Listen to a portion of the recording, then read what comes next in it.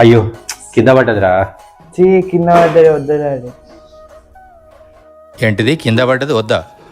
ఒక్క నిమిషం ఆగు, ఇది ఒకసారి చూడు నాన్న.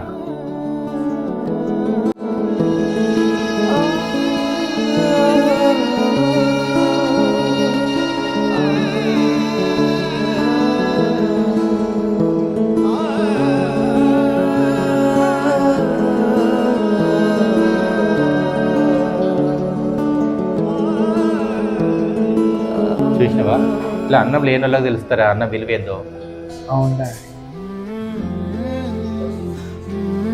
సరే, అన్నం వేస్ట్ చేయొద్దు నాన్న, అన్నం పరబ్రహ్మ స్వరూపం. ఈ మెతుకు తయారు కావాలంటే రైతులు ఎంత కష్టపడతారో తెలుసా.